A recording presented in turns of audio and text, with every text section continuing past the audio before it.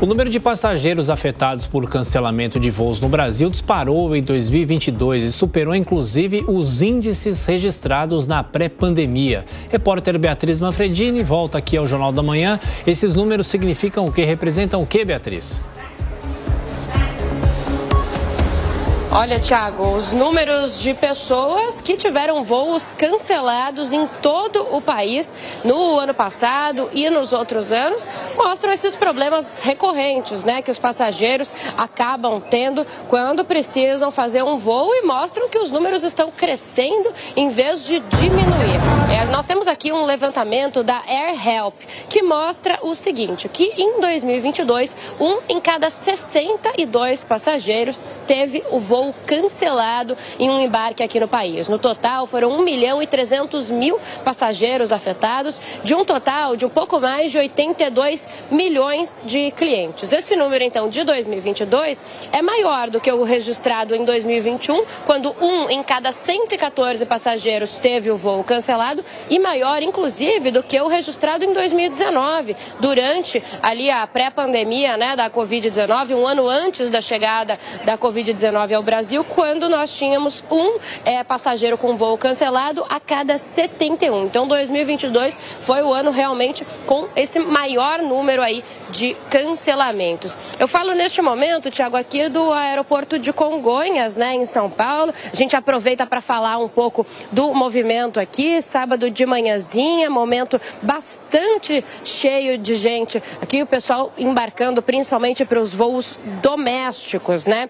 E a gente lembra que vários passageiros, quando eles têm esses problemas de cancelamento, eles, se não forem por motivos de questões meteorológicas ou de força maior que a companhia aérea efetivou esse cancelamento, eles podem fazer aqueles pedidos de indenização às companhias aéreas. Segundo ainda esse levantamento da AirHelp, 1 em cada 44 passageiros no ano passado preencheu os requisitos de elegibilidade para solicitar indenização financeira para as companhias aéreas, porque a gente sabe que cancelamento é sempre um transtorno, é sempre uma dificuldade, né, para quem precisa, às vezes tem um compromisso importante de trabalho ou mesmo familiar, então é sempre uma complicação. Em 2022, olha, os atrasos e cancelamentos que foram superiores a 15 minutos afetaram mais de 12 milhões de pessoas, e aqueles atrasos superiores a 3 horas afetaram 251 mil passageiros. Então, é uma dificuldade, algo que precisa ser melhorado, e fica o alerta, né? Se não for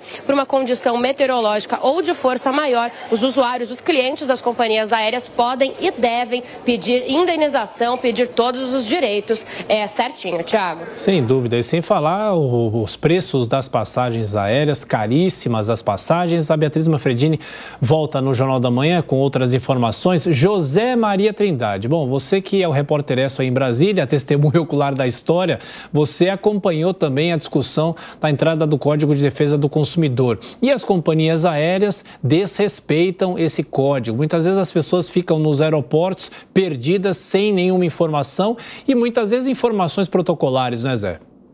Pois é, exatamente. O Código de Defesa do Consumidor, Thiago, que foi uma decisão de um deputado, Joacy Góes, em regulamentar a Constituição, ele é muito importante, deu uma largada aí nos direitos do consumidor e foi o primeiro grande documento do mundo em concatenar toda a legislação sobre o consumidor em um mesmo documento. Foi a primeira vez no mundo que se fez isso.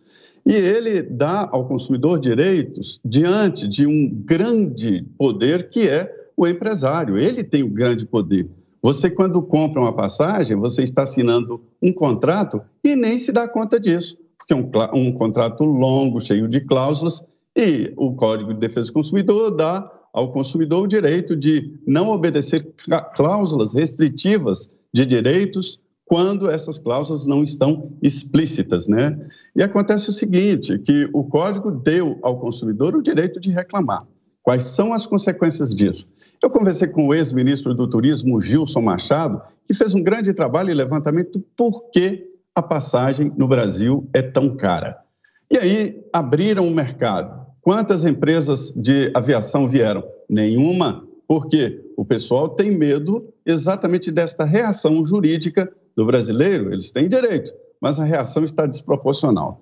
Me disse o ex-ministro do Turismo, Gilson Machado, que quando um voo desses atrasa, já existem vários escritórios de advocacia que têm acesso a esses passageiros e vai atrás deles e busca e entra na justiça contra a empresa e ganha, porque o código dá direito ao consumidor. Resultado, o grande problema do preço das passagens não é exatamente o combustível, né, de avião, o querosene, como todos dizem, é um dos, mas não é o maior, mas sim esta pendência jurídica. Só que é o seguinte, o consumidor tem direito. Se o empresário não ferir o direito do consumidor, ele não vai pagar multas, ele não vai perder causas na justiça.